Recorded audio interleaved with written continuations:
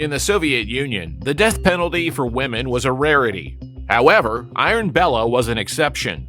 She didn't kill a single person, wasn't a spy or a traitor to her homeland, but she was still sentenced to death by shooting. How did a simple waitress manage to become one of the richest women in the Soviet Union and the owner of dozens of restaurants on the Black Sea coast? Why did her influence spread all the way to the Kremlin? And what did she do that the state decided to execute her? Bella hosted lavish dinner parties for high-ranking officials and even personally served Soviet leader Leonid Brezhnev. Her life was like a fairy tale: expensive fur coats, cars, diamonds. But in 1981, the Soviet police accused her of stealing and distributing pornography. In those days, women in the USSR were hardly ever executed, with Antonina Makarova, who served as a Nazi executioner and killed more than 1,500 people during World War II. But could Iron Bella have deserved the same fate? There were rumors that she knew too much about the corruption of party officials. But what if the death sentence was just a cover for another, much bigger game? No official documents of the execution survived, and the body was never given to the relatives. What was the real reason for her death? And what did the future reformer Mikhail Gorbachev and an influential official of the time, Sergei Medvedev, have to do with it? Let's analyze one of the most mysterious and scandalous cases of the late USSR. Subscribe to the channel and enjoy watching. There are a lot of unexpected facts ahead. Iron Bella's real name is Bertha Korel. She was born in 1927 in the city of Bila Tversk, which at the time was located in the Soviet Union, and is now located in Ukraine. Bertha didn't like her name and asked to be called Bella. Her childhood was hard. Her mother died when she was only 4 years old, and her father, according to her, went missing during World War II. Because of the war, she could not even finish 9 school grades. After 1945, Bella moved to Odessa, married, and gave birth to a daughter.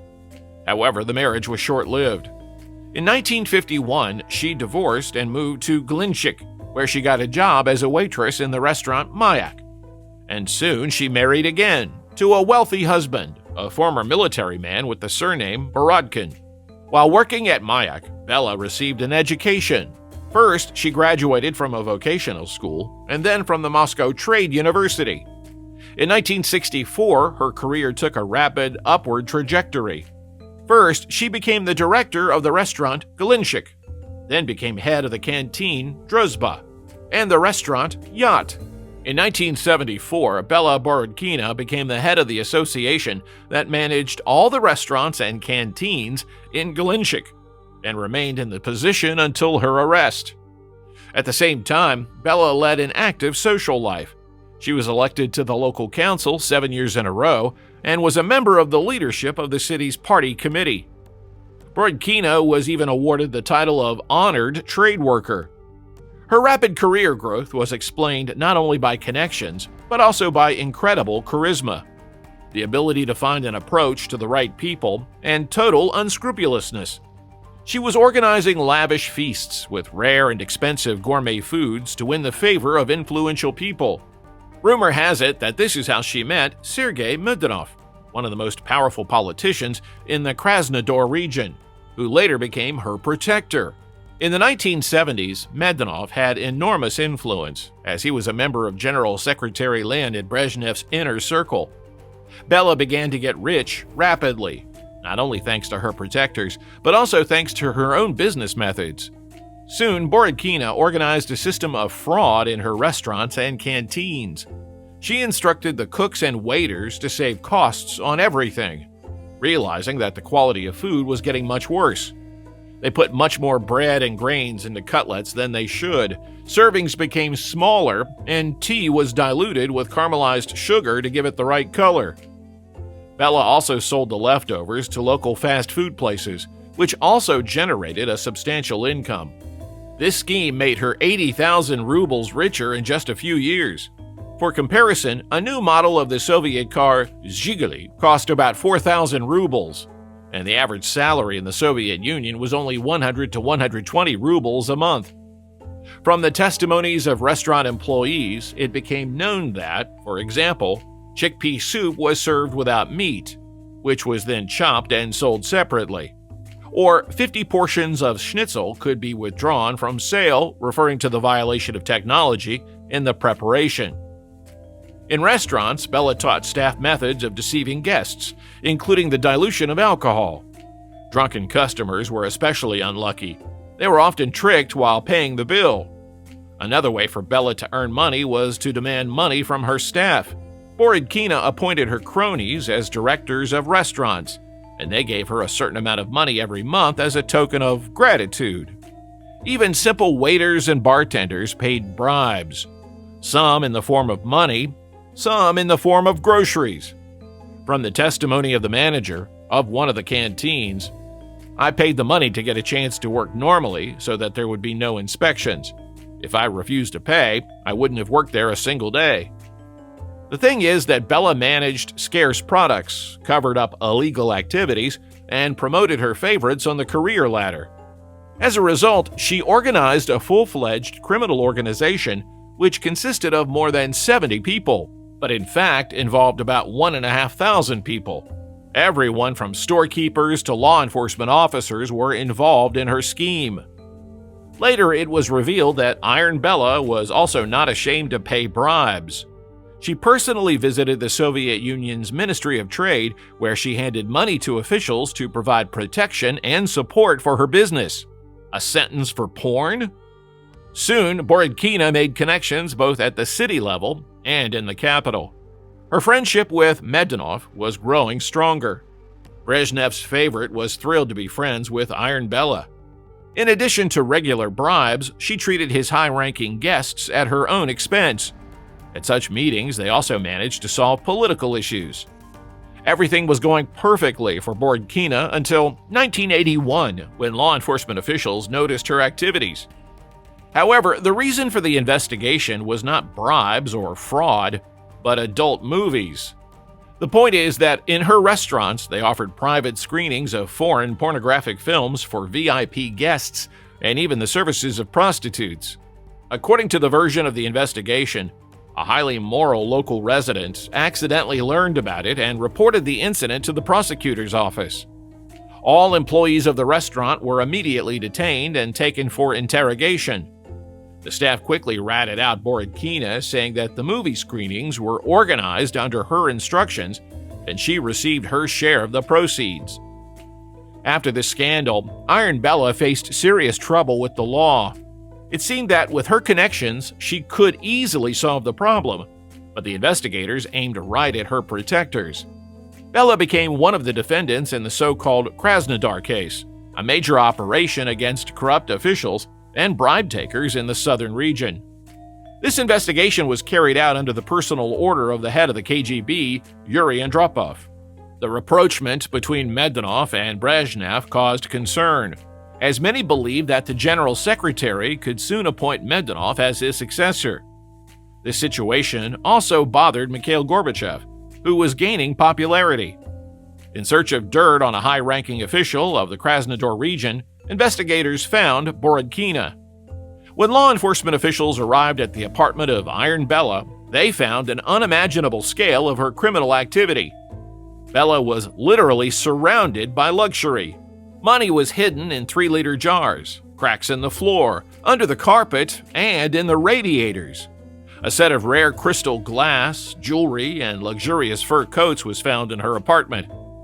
According to the most modest calculations, the cost of all this was not less than 500,000 rubles.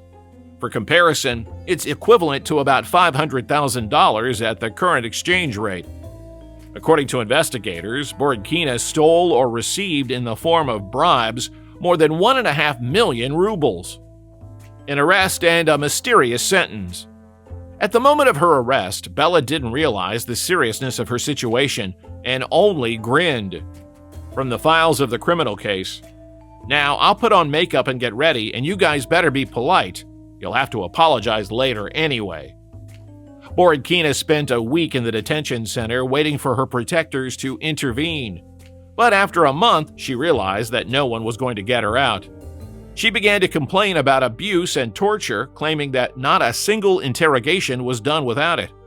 However, despite the pressure, she was in no hurry to rat out her accomplices. Bella's relatives claimed that she lost a lot of weight, got sick, and even lost some of her teeth. The situation with her teeth sparked rumors that Bella was trying to fake mental illness. Prison psychiatrists did not believe she was insane, and in their opinion, she knocked out her own teeth while trying to fake psychotic seizures. From the files of the criminal case, the Judicial Board has no doubts about the mental adequacy of the defendant Borodkina, as in the court hearing all her actions and deeds had a reasonable nature. Soon, Bella realized the hopelessness of the situation and began to reveal details of her crimes, as well as to give up her accomplices. She gave up 24 high-ranking officials and 52 major bribe takers. Nikolai Pogonin, head of the Galenshik local community, was among them. She handed him bribes of about 15,000 rubles. It was a considerable amount, equivalent to more than $20,000 at the current exchange rate. After Bella's arrest, Pogonin mysteriously disappeared. After one of the meetings with Medvedev, he went for a walk to the sea and disappeared. Divers examined the entire sea bottom but never found his body. According to rumors, he ran away to Turkey, but there is no reliable information. The investigators kept pressuring Borodkina, hoping to get to Medvedev, but she did not betray him. Nevertheless, Medvedev was soon dismissed from all his positions and expelled from the party with the wording, "for mistakes in work." As part of the Krasnodar case, about 5,000 people from the ruling party were dismissed, and more than 1,500 people were imprisoned. Bella was charged under 3 articles: taking bribes, embezzlement of state property on an extremely large scale, and consumer fraud. The court acquitted her on the last 2 charges, but found her guilty of bribery in the amount of more than 500,000 rubles. Her criminal case had 20 volumes. However, these charges didn't provide for the death penalty, so Bella was preparing for imprisonment. But unexpectedly for her, the court made a different decision. From the court ruling, through her actions, Borodkina undermined the reputation of the state apparatus and discredited its work. She had a corrupting influence on her subordinates, involved more than 70 people in criminal activity, and several of them committed suicide. Considering the special circumstances aggravating Borodkina's responsibility, her extreme danger to society, the court finds it necessary to sentence her to an exceptional measure of punishment, the death penalty. There is a version that Borodkina was executed in August 1983 in a prison in Novocherkassk, one of the major penal institutions of the USSR. However, there are other dates indicated in her file. Bella was sentenced in April 1984, and in 1985, she allegedly applied for a pardon. However, there is no information in the archive records about the actual execution of the sentence. According to one of the versions, there was no execution, and they let Bella and one of her protectors, Nikolai Pogonin, escape. In addition to the lack of documents in the archives, Borodkina's relatives never saw her body, and there is no reliable information about the place of her burial. There is a version that Bella Borodkina got such a terrible sentence because of her connections with influential people. She could know many dirty secrets of corrupt party officials, and it was dangerous to let her live. Although Medvedev was never imprisoned in the Krasnodar case, his ouster gave a boost to the political career of his main rival, Mikhail Gorbachev. Perhaps Bella's case was not purely criminal, but was related to political games. An influential woman could have become a tool in the hands of high-ranking officials. Do you think Borodkina was actually executed? Where did one of her protectors disappear to? And did she deserve such a cruel sentence? Write your thoughts in the comments, and don't forget to like and subscribe to our channel so you don't miss new, exciting investigations.